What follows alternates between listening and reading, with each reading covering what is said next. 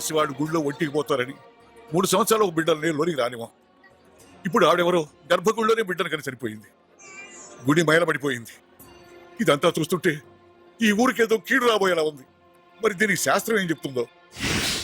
అయ్యో తల్లి, నన్ను వదిలిపెట్టి నువ్వు వెళ్ళిపోయావా అమ్మా? నువ్వు వెళ్ళిపోయావా అమ్మా? అప్పుడే నీకు 100 ఏళ్ళు నిండిపోయాయమ్మా. కూతురు పోయినా మగబిడ్డ పుట్టాడు, తీసుకొని మనవండి.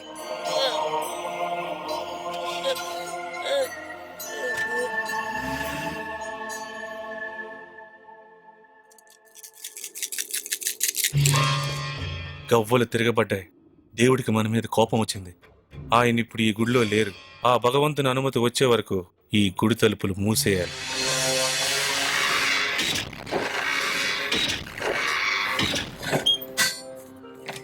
ఏం జాతకుడో కొట్టగానే గుడి మూయించేశాడు.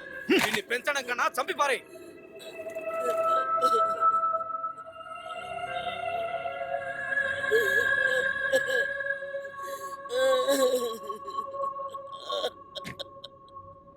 అమ్మా,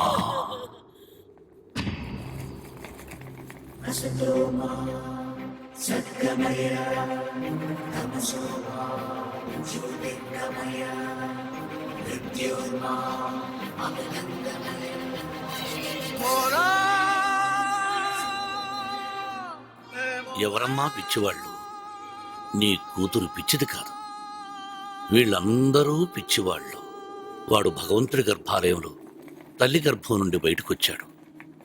అమ్మా, ప్రతి బిడ్డ పుట్టగానే వైద్యుని చూస్తుంది. కానీ ఈ బిడ్డ భగవంతుడిని చూశాడు, భగవంతుడు ఈ బిడ్డని చూశాడు.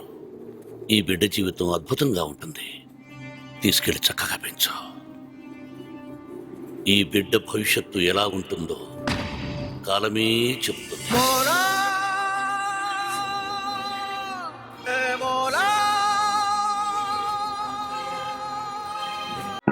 నీకు మీ అమ్మ మొహం అంటే ఎలా ఉంటుందో తెలుసు, కానీ నా వరకు ఇదే నాకమ్మ.